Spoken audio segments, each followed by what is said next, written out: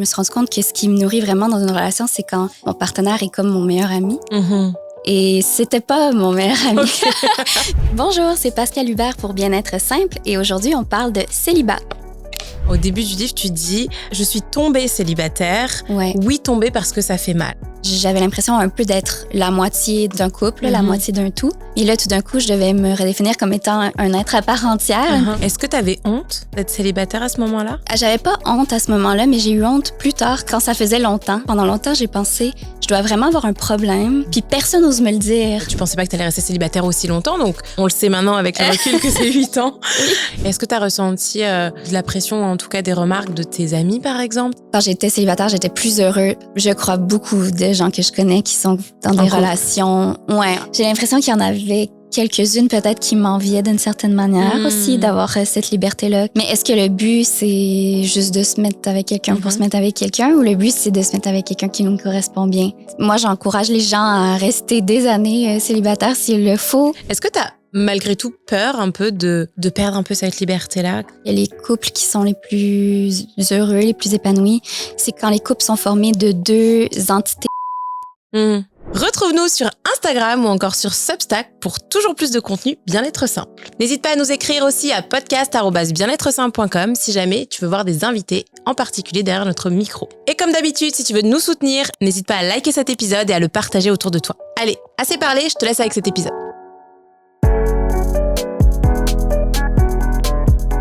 Hello tout le monde et bienvenue dans ce nouvel épisode de podcast. Aujourd'hui, on va parler d'un sujet dont on ne parle pas assez selon moi, le célibat. Et aujourd'hui, je reçois Pascal Hubert qui va nous raconter un petit peu son expérience. Elle a vécu 8 ans célibataire, elle a même écrit un livre sur le sujet, le dating en pleine conscience. Elle va nous raconter un petit peu son expérience, sa vie, ce qu'elle en a appris.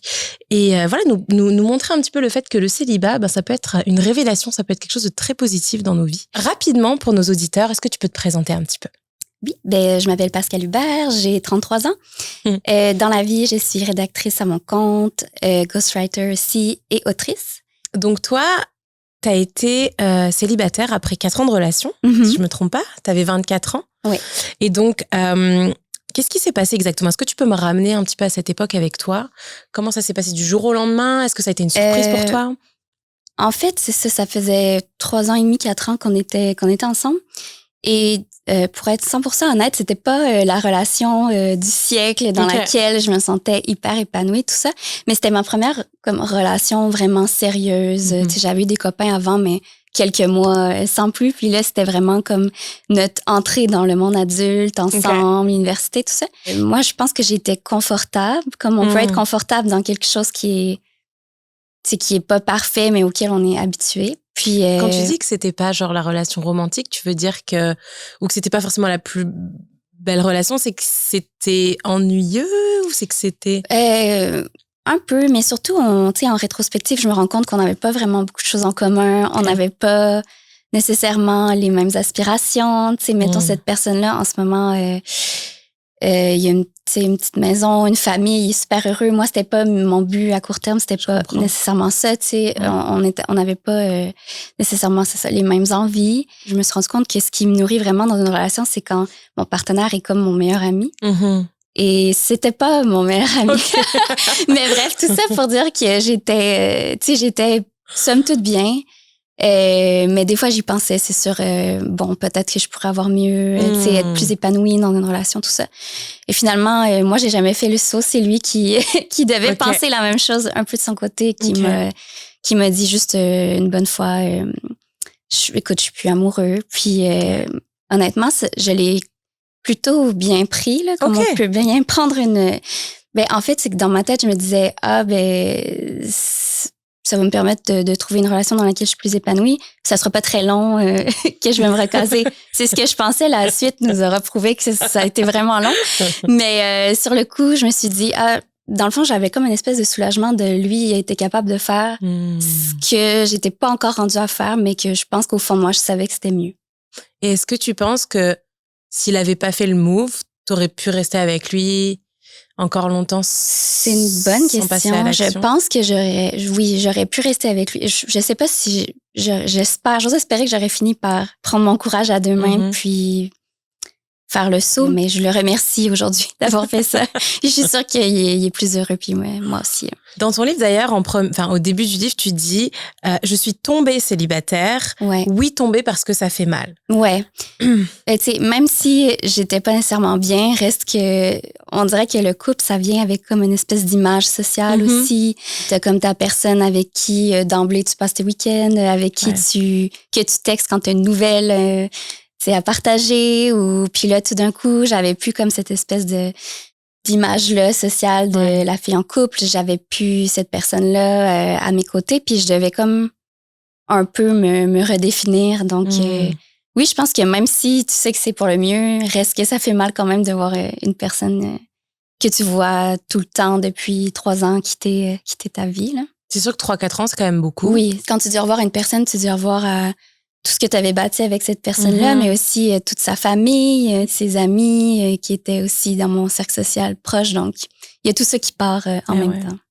Est-ce que tu avais honte d'être célibataire à ce moment-là? J'avais pas honte à ce moment-là, mais j'ai eu honte plus tard quand ça faisait longtemps. Comme si il y avait une espèce de, en fait, pendant longtemps, j'ai pensé, je dois vraiment avoir un problème. Puis personne n'ose me le dire. Mais comme dans ma tête, je me disais, tout le monde le voit autour de moi, tout le monde sait pourquoi je suis célibataire et moi, je ne le vois pas. J'étais triste, mais il y avait aussi une espèce de curiosité de me dire, j'ai hâte de rencontrer d'autres personnes. J'ai hâte de... Puis pour être honnête, j'avais déjà comme un petit crush aussi à ce moment-là sur un collègue. J'avais comme un crush sur un collègue, puis je me disais, c'est le destin. Et finalement, c'était pas du tout le destin. Il s'est jamais rien passé avec cette personne-là, mais on dirait que dans ma tête, c'était comme, ça arrive pour cette raison-là. Tu sais. OK. Mais est-ce que tu avais déjà été célibataire avant ou t'avais enchaîné? Non, non, je suis vraiment pas... J'ai jamais été le genre de fille qui était tout le temps en couple. Okay. Tu sais, j'ai eu mon premier copain, je pense que j'avais 17 ans. Et puis c'était comme quelques mois. Après ça, j'ai été célibataire, mettons 1 an. Après ça, quelques mois. Tu sais, c'était comme... Il y avait souvent des longues périodes de célibat entre les relations. Et alors... Après donc cette relation de 4 ans, tu te retrouves célibataire, toi tu penses que tu vas retrouver quelqu'un. Est-ce que tu t'es mise justement en quête rapidement de relation? Est-ce qu'il y a cette espèce d'automatisme de OK, bon, ça c'est fini, je prends quelques temps pour moi, quelques semaines pour me remettre, je retrouve quelqu'un? Honnêtement, oui, je l'ai fait parce que en fait, quand j'étais célibataire avant mon ex, il n'y avait pas les applications de rencontre, ça n'existait pas. Puis c'est comme apparu pendant ma relation. OK. Donc, quand j'ai terminé, j'étais quand même curieuse de voir c'était quoi, mais j'ai testé une soirée, puis finalement, je me suis sentie hyper mal. Ça m'a fait réaliser que j'étais vraiment, vraiment pas prête. Puis, j'en ai profité pour comme faire autre chose. En fait, à cette époque-là, quand j'étais avec mon ex, j'habitais encore chez mes parents, puis lui aussi, on était à l'université. Puis, moi, j'attendais comme... Tu sais, je voulais partir en appartement, mais je voulais pas partir toute seule, fait que j'attendais que lui soit prêt. OK. Puis finalement, il était jamais prêt. Donc, quand on s'est laissé, j'ai fait « OK, je vais partir, moi. » Fait que ça a été mon projet. Donc, au lieu de me jeter dans un projet de trouver quelqu'un d'autre, je me suis comme jetée dans un projet de me construire une nouvelle vie. Donc, c'est ça. J'ai emménagé dans mon premier appartement. Et je me suis mis à comme essayer des nouveaux sports. Je me suis inscrite au CrossFit. J'ai vraiment aimé ça. J'ai rencontré des nouvelles personnes. J'ai commencé un nouvel emploi. Tu sais, c'était comme plein de nouveaux en même temps. Puis je pense que j'avais besoin de me redéfinir un peu avant. Là. Et au final, quand on est dans une relation des fois trop confortable, on se rend pas forcément compte, mais c'est pas qu'on met notre vie sur pause, mais c'est que on laisse de côté pas mal de choses qu'on aime. Ou est-ce que c'est parce que t'avais l'impression d'avoir retrouvé plus de temps pour le faire, ou simplement parce que inconsciemment, c'est comme si t'avais la possibilité de le faire maintenant que t'étais par toi-même? Je pense pas que c'est le temps parce que on n'était pas dans une relation qui était hyper fusionnelle non plus. Là, tu sais, j'avais mes activités, il y avait ses activités. Mais on dirait que c'était juste comme j'étais dans une phase de OK, j'ai besoin d'injecter de la nouveauté pour essayer de me redéfinir, de trouver je suis qui moi, parce que tu sais, je trouve qu'on se définit beaucoup par la relation de couple. Ouais. Puis j'avais l'impression un peu d'être la moitié d'un couple, la moitié d'un tout. Et là, tout d'un coup, je devais me redéfinir comme étant un être à part entière, une personne à part entière. Donc, et moi, j'ai toujours été une personne qui aime essayer des nouvelles choses. J'ai pas arrêté de le faire quand j'étais en couple, mais je le faisais moins. Ouais. Puis là, j'ai vu comme qu'il y avait une porte ouverte, que c'était l'occasion de d'essayer des choses. Puis voilà, j'ai pris la porte. T'as bien fait. Oui. Est-ce que c'était inconfortable pour toi? Est-ce que t'avais peur? Ça fait beaucoup de changements. Oui, mais honnêtement, non. J'étais vraiment excitée. Ouais. Je sentais... on dirait que, tu sais, c'est comme si ma vie était tellement monotone et plate. Puis là, tout d'un coup, ça s'arrête et tout arrive en même temps.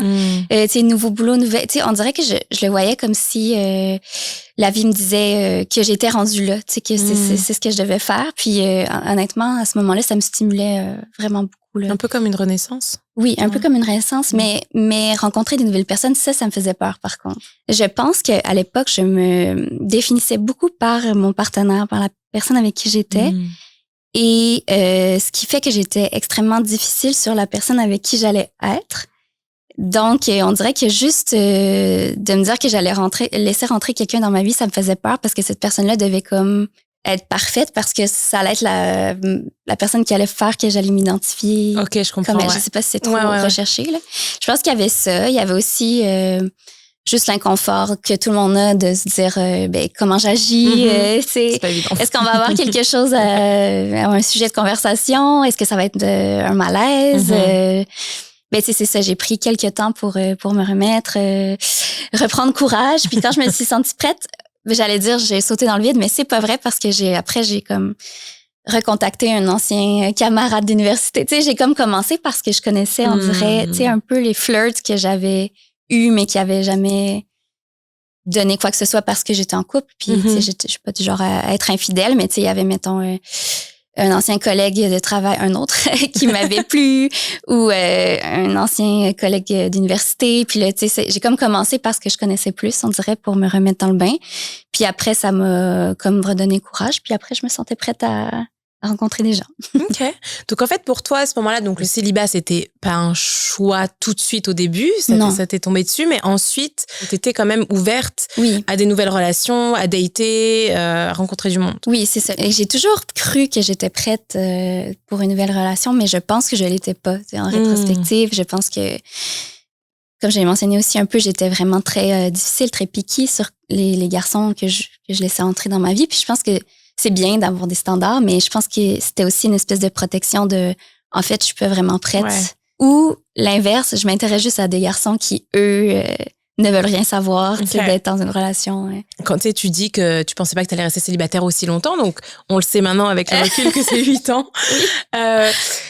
Comment est-ce que, j'ai envie de te dire, entre gros guillemets, on en arrive là? Parce que c'est rien de grave, tu vois, mais comment est-ce que, quand on est ouverte au dating, quand on est ouverte à une relation, qu'est-ce qui a fait selon toi que pendant 8 ans, t'as pas trouvé la bonne personne? Est-ce que tu penses que c'était juste parce que t'étais picky? Ou... C'est vraiment difficile de répondre à cette question-là parce que je pense que c'est multifactoriel.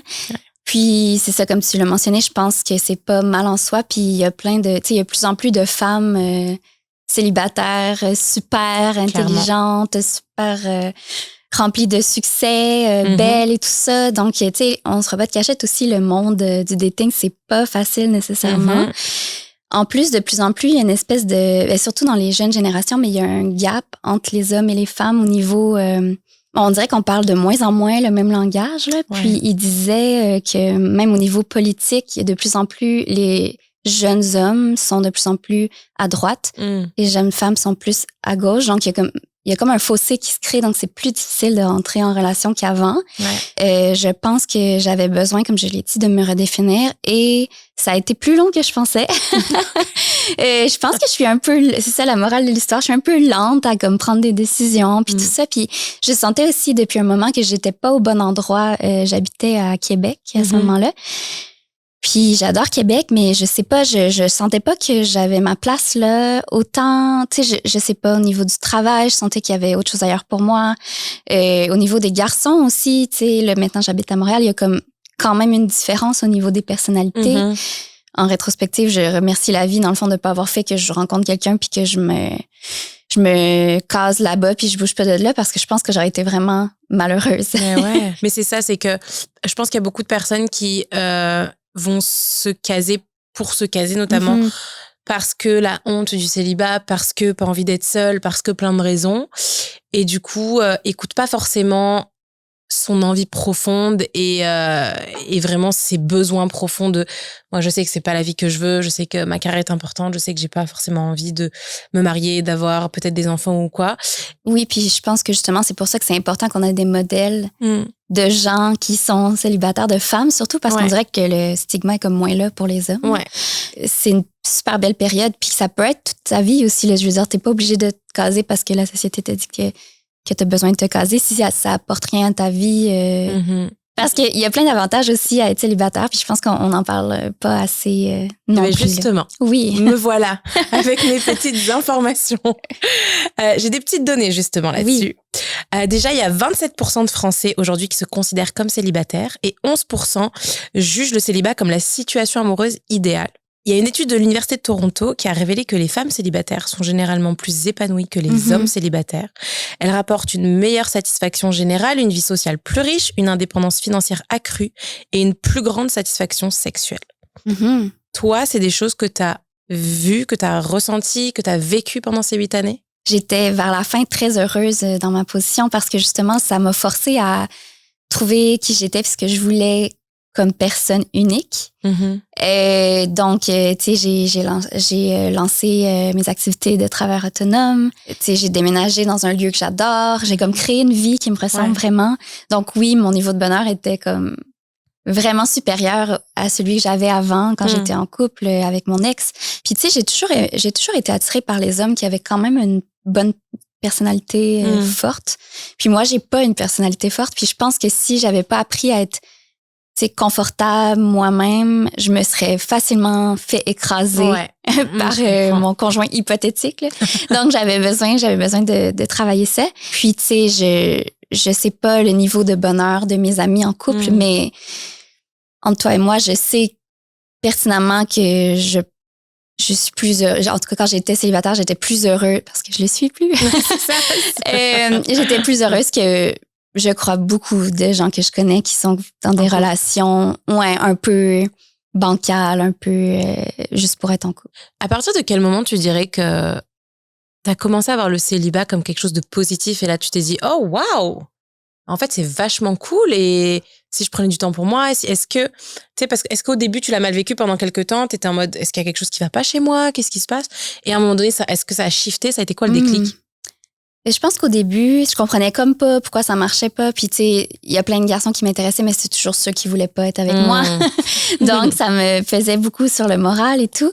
Puis, il y a comme un moment donné où je me suis dit, sais-tu quoi, je vais juste avoir du plaisir là-dedans. Puis, je vais explorer. Puis, j'ai réalisé aussi avec le temps que rencontrer des gens, même s'ils sont là pour 2 semaines, 3 semaines, 3 mois, ça peut être super plaisant, puis ils ont peut-être plein de choses à t'apprendre, ils peuvent élargir tes horizons, tout ça. Fait que quand j'ai comme changé un peu la lentille de place, que je me suis dit, ça arrivera quand ça arrivera, la bonne personne, en tout cas la bonne personne, ça c'est autre chose, là. Je suis pas sûre que je crois à ça, mais bref, la personne pour moi, en ce moment, disons, arrivera quand elle arrivera, mais en attendant, je vais juste prendre du plaisir à puis tu sais arrêter de me casser la tête, à essayer de plaire à tout le monde, à essayer de me fendre en 4 pour que tel homme qui veut rien savoir de moi finisse par m'accorder l'attention. Donc c'est ça, j'ai juste j'ai remis le focus sur moi en fait. Je pense qu'on pourrait dire ça.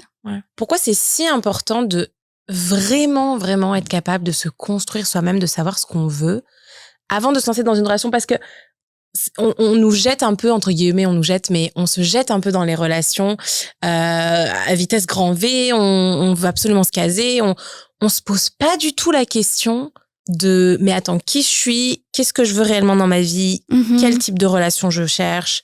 Ben je pense d'une part que les couples qui sont les plus heureux, les plus épanouis, c'est quand les couples sont formés de 2 entités complètes. Qui viennent ensemble parce qu'ils ont du plaisir ensemble, parce qu'ils sont amoureux, mais pas parce qu'ils cherchent à être complétés par l'autre. Puis c'est facile de rentrer dans un couple et d'oublier complètement tes rêves, qu'est-ce qui t'intéresse, t'es qui, tout ça. Puis après, ben je pense qu'on devient moins épanoui avec le temps. On bâti du ressentiment envers notre conjoint, peut-être inconsciemment parce que finalement, on vit pas la vie dont on aurait rêvé ou qui nous aurait permis d'être vraiment épanouis. Donc, voilà, pour toutes ces raisons, je pense que c'est bien de se chercher un peu avant, de se bâtir un peu avant. Mais ceci étant dit, je pense qu'on peut aussi apprendre quand même au contact de l'autre, là. Est-ce que tu dirais, par exemple, que toi, le fait de te connaître beaucoup mieux et le fait de savoir exactement ce que tu voulais, est-ce que ça a été plus difficile ensuite pour trouver une personne? En fait, je pense que j'ai appris à me connaître, mais j'ai jamais su vraiment ce dont j'avais besoin. Ça a été compliqué. À un moment donné, là, honnêtement, j'avais plus de genre, là. C'était pas dans le sens homme-femme, là, mais dans le sens caractéristique, type de personne. J'étais, tu sais, on va y aller, on go with the flow, puis on va voir, tu sais. Puis mon copain, tu sais, que j'ai présentement, je sais pas si sur papier j'aurais écrit ça comme définition de la personne idéale pour moi. Mais est-ce que le but c'est juste de se mettre avec quelqu'un pour se mettre avec quelqu'un, ou le but c'est de se mettre avec quelqu'un qui nous correspond bien? Moi, j'encourage les gens à rester des années célibataires s'il le faut. Si c'est, à mon avis, c'est mieux que d'être avec quelqu'un qui nous correspond pas très bien, avec qui on va être pas plus heureux que ça. Donc, pendant toute cette période de célibataire, qu'est-ce que tu as fait qui n'aurait pas été possible si tu avais été en couple? Je sais pas si ça aurait été impossible, mais ça aurait été plus difficile. Premièrement, juste tout plaquer pour changer de ville. Puis aussi, c'est drôle parce que j'ai toujours... Tu sais, ça faisait des années que je pensais à me lancer à mon compte. Puis je me disais toujours, quand j'aurai quelqu'un avec moi, je le ferai. Parce qu'il va y avoir quelqu'un pour me supporter financièrement.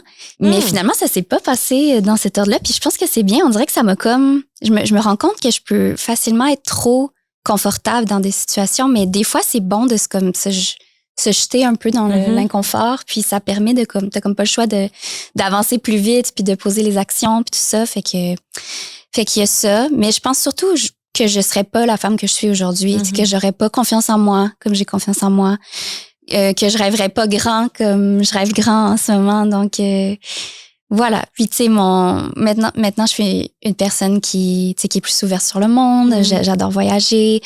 Mon ex-copain était pas du tout comme ça, là. Tu sais, c'était très casanier.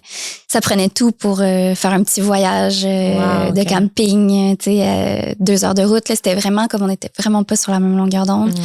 Est-ce que tu as été découragée à un moment donné, dégoûtée du dating, oui. de tout ce processus Parce que 8 ans, j'imagine que tu as daté, tu as rencontré des gens, tu as eu des histoires, des aventures. Oui, j'ai même écrit un livre où j'en parle beaucoup, mais oui, évidemment, ça venait vraiment par vague, là. Mettons, des fois, je pouvais faire du dating pendant quelques mois.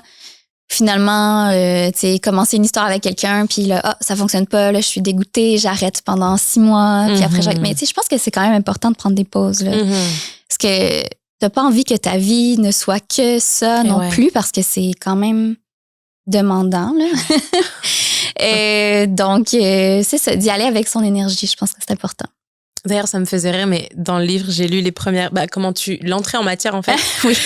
Je le dis pour nos auditeurs, mais en gros, tu racontes l'histoire où tu te réveilles à côté d'un gars dans ton lit et il ronfle, il bave et t'es en mode, mais qu'est-ce que je fais là? Ouais, ça, c'était le bas du... comment on dit ça? Le low point? Ouais, c'est ça.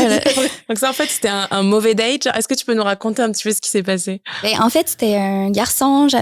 J'avais eu une date avec lui, on avait été prendre un verre au bar, ça avait bien été, tu sais, je le trouvais très mignon.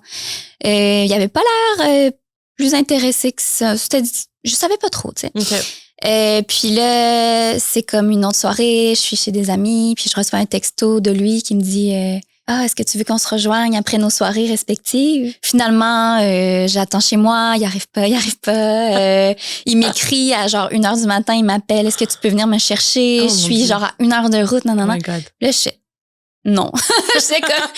J'avais bu, là, je lui ai dit, je peux pas venir te chercher, j'ai bu, mais de toute façon, je suis pas allée le chercher. Finalement, je l'ai attendu, il est arrivé à 3 heures du matin, mais complètement sous. Puis Puis c'était pas, je sais pas, je le trouvais pas très attirant comme ça. Mais finalement, tu sais, il était comme chez moi, fait qu'on a comme couché ensemble. Tu sais, je veux dire, j'étais partante, mais c'était pas très... c'était vraiment pas très plaisant. Là, tu sais, c'était... on sait pourquoi il était là. Puis le lendemain, ben, c'est ça, c'était un gars comme qui avait trop bu dans mon lit, qui ronflait. Puis moi, j'avais pas bu tant que ça, là, fait que je me disais, bon... low point, comme tu dis. Et donc là, t'as réalisé à ce moment-là ce que tu dis dans le livre que qu'est-ce que je fais? Fallait que je reprenne ça en main, là, justement, de laisser quelqu'un comme ça qui, clairement, il en a rien à foutre de toi, te faire attendre pendant des heures chez toi, arriver bourré, tu sais, non, je vaux mieux que ça, là. Ouais, 100%. Puis c'est marrant, tu disais aussi que presque tu dis oui à ce moment-là et que tu te sens presque forcée de dire oui, dans un sens. Ouais, et je pense les femmes se retrouvent des fois pas mal dans cette situation de genre, bon, bah, on est là, ok. Ouais, c'est ça, c'est comme, bon, on sait pourquoi t'es là, on va y aller, mais c'est pas plus tentant que ça, là. Tu dirais aujourd'hui que peut-être tu parlais de la différence des jeunes, justement, dans le dating. Tu conseillerais quoi aujourd'hui à ceux qui nous écoutent, qui sont célibataires, qui aimeraient peut-être rencontrer quelqu'un, qui ont peut-être pas forcément envie de le faire sur une app, ou en tout cas qui sont ouverts à quelque chose d'un petit peu différent? Je sais pas s'il y a ça en France, mais à Montréal, il y a quand même beaucoup d'activités, de plus en plus de soirées qui sont organisées pour les célibataires. Là. Ici, par exemple, il y a le Together Club ou Match-moi Montréal qui organise ces activités, genre des soirées quiz où t'es comme matché avec une équipe de 4 ou 5 personnes que tu connais pas. Tout le monde est célibataire.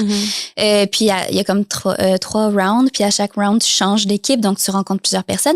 Mais il n'y a pas de pression de comme on est 1 à 1. Puis il faut qu'on voit si on se plaît. Tu sais, c'est une soirée. Tout le monde est célibataire. Si tout d'un coup, il y a quelqu'un qui te tape dans l'œil, ben chouette. Mais c'est pas, il n'y a pas de pression. Pas de pression, nice. Ils font aussi des soirées d'humour où tout le monde est célibataire. Donc, j'avais commencé dans les derniers temps de mon célibat une exploration où j'essayais de rencontrer sans être sur les apps. OK. Mais pour être transparente, j'ai rencontré mon copain sur une app. Donc, ça n'a pas fait... ça a pas fait super long feu, mais...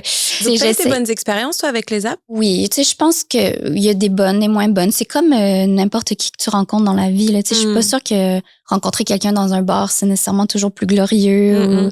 J'ai d'autres petites informations que je trouve intéressantes de partager, notamment au niveau des pressions sociales et familiales. Les célibataires, en particulier les femmes, on en a un petit peu parlé, sont fréquemment confrontés à des interrogations insistantes sur leur statut relationnel, ce qui renforce la perception du célibat un peu comme une situation qu'il faut corriger. Et dans certaines cultures, le célibat est associé à une déviance des normes établies parce que souvent le mariage est considéré comme un passage obligé vers la reconnaissance sociale. Toi, quand même, sur 8 ans de célibat, est-ce que tu as ressenti ces pressions-là, familiales, sociales, toutes ces injonctions? Je pense qu'au début, oui. Mais je pense, en tout cas, par rapport à mes parents, je pense qu'ils ont fini par sentir que j'étais vraiment bien. Ils ont vu que j'étais vraiment épanouie, que j'étais comme chaque année de plus en plus sur mon X, que j'étais heureuse.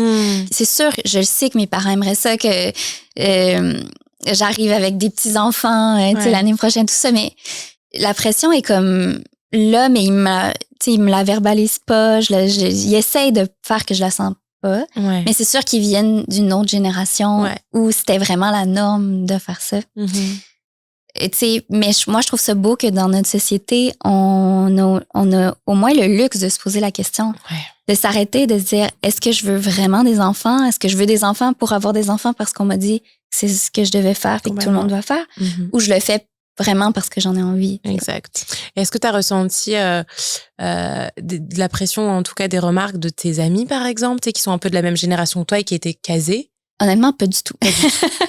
Je sais pas, avec le temps, j'ai comme eu le casting de la célibataire libérée, qui était bien, tu sais, ça divertissait mes amis. J'ai l'impression qu'il y en avait quelques-unes peut-être qui m'enviaient d'une certaine manière aussi, d'avoir cette liberté-là qu'elles avaient pas nécessairement. Il y en a qui m'ont déjà mentionné, tu sais, que peut-être ils feraient les choses différemment, tout ça, là. Donc, est-ce que c'est des amis qui se sont casés jeunes? Oui. Ou qui, tu sais, pas qui regrettent, mais c'est sûr que tu te poses toujours la question, comment aurait été ma vie si j'avais pris une trajectoire différente, puis voir que moi, j'étais super bien dans cette trajectoire-là, ça peut remettre les choses en perspective, en question. Est-ce que tu as ressenti la pression de l'âge aussi? T'sais, les enfants, c'est pas nécessairement dans mes projets. Là. Je suis pas comme totalement fermée, mais c'est pas quelque chose que je veux absolument. Ma vision, c'était comme trouver quelqu'un avec qui t'es vraiment bien, qui complémente vraiment ta vie.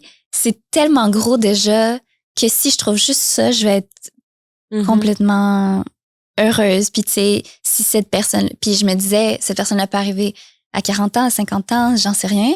Cette personne-là peut arriver avec déjà des enfants, peut arriver avec une incapacité à avoir des enfants. Peu importe, je voulais pas me mettre la barrière. La limite. La limite. Puis c'était la seule chose, en fait, parce que pour le reste, j'ai fini par accepter que peut-être ma trajectoire de vie n'était pas la même que tout le monde. Puis que ça en prend des trajectoires différentes. Et je pense que s'il y avait plus de gens qui montraient cette trajectoire-là dans l'espace public, on en verrait de plus en plus, en fait. Ouais. Donc, est-ce qu'il y a une peur de la solitude?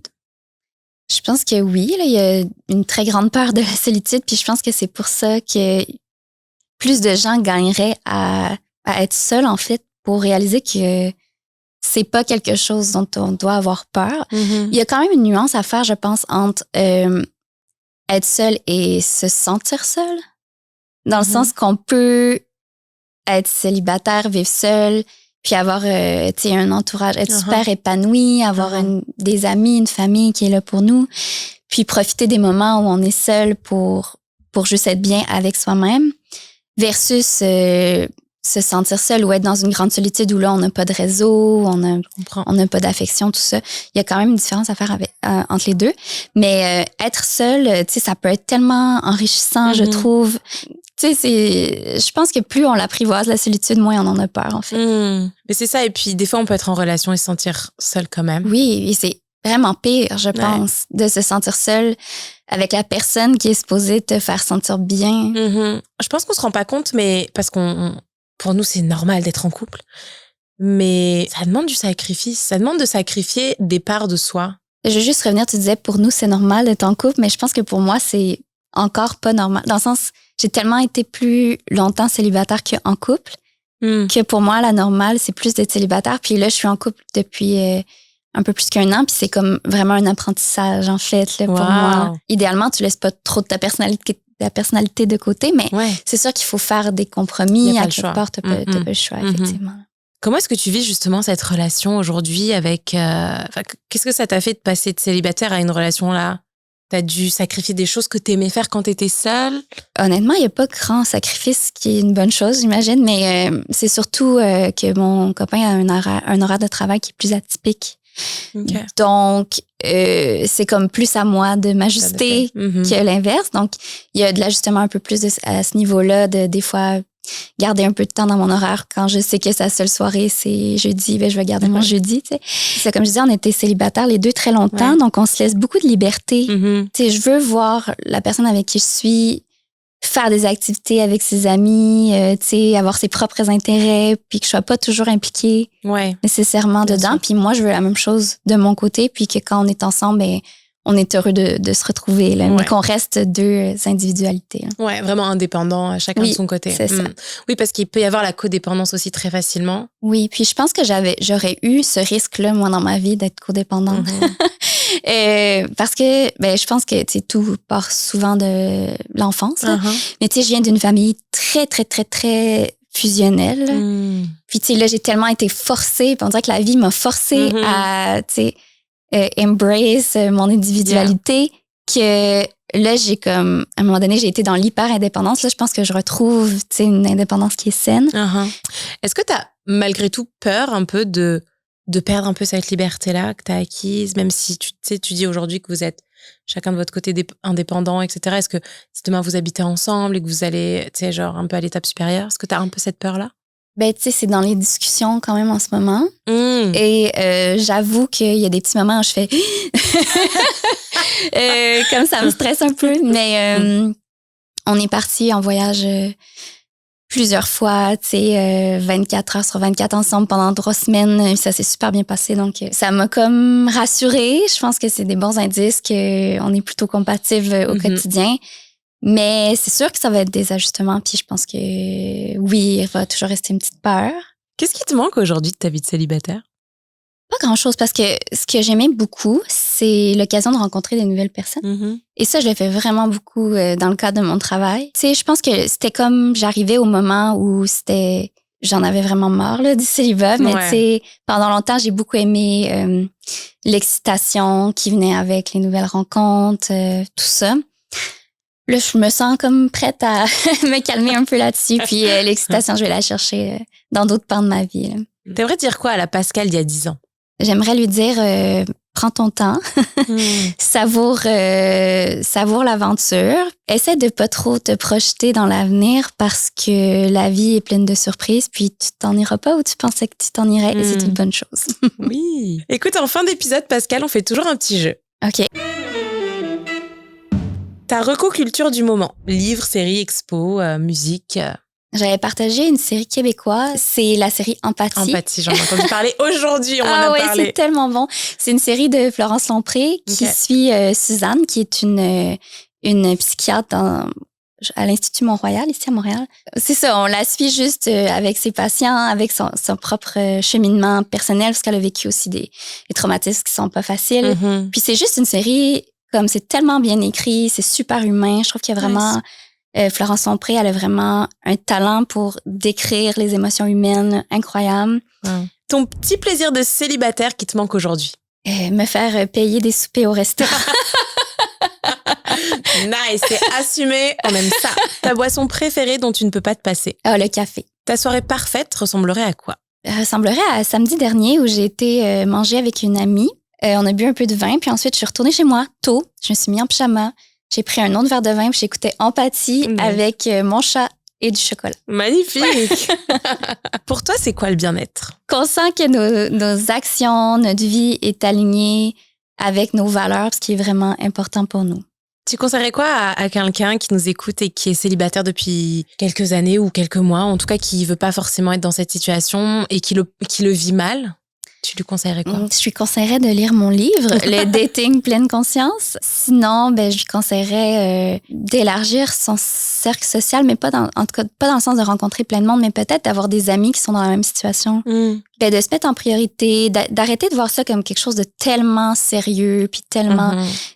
Ayez du plaisir là-dedans, amusez-vous, rencontrez des gens, ayez des conversations enrichissantes avec quelqu'un que tu reverras jamais. Mais tu sais, c'est plein de belles occasions quand même, le dating. Et je fais tellement une grosse parenthèse, mais il y a un garçon que j'avais daté une fois il y a comme 3 ans. Maintenant, c'est un de mes clients. Puis tu sais, c'est comme, maintenant, on est juste une relation professionnelle. Mais c'est drôle juste pour dire comme ça peut tellement amener plein d'affaires, ça peut amener plein d'opportunités. Et ma dernière question pour toi, c'est quel est ton mot de la fin pour cet épisode? Vous n'êtes pas obligé d'avoir la même trajectoire de vie classique que tout le monde a autour de vous, de juste l'assumer, de juste écouter votre petite voix intérieure pour voir où est-ce qu'elle veut vous emmener, même si c'est pas à la même place que tout le monde. Puis d'en parler, parce que plus on en parle, plus ça va être normalisé, je crois. Merci Pascal. Plaisir, merci beaucoup. Merci à toi de nous avoir écoutés jusqu'ici. J'espère que cet épisode t'a plu. Et n'hésite pas à nous suivre sur nos réseaux sociaux. Je mets toutes les informations en description. Je mets aussi tes informations en description, Pascal, ton livre. Et je te dis à très vite dans un prochain épisode. Ciao, ciao. Merci d'avoir écouté cet épisode jusqu'au bout. Et si tu veux aller encore un peu plus loin, tu peux liker cet épisode, le partager, nous laisser un commentaire et n'hésite pas à aller faire un tour sur toutes nos autres plateformes. À la semaine prochaine pour transformer ta vie, un épisode à la fois.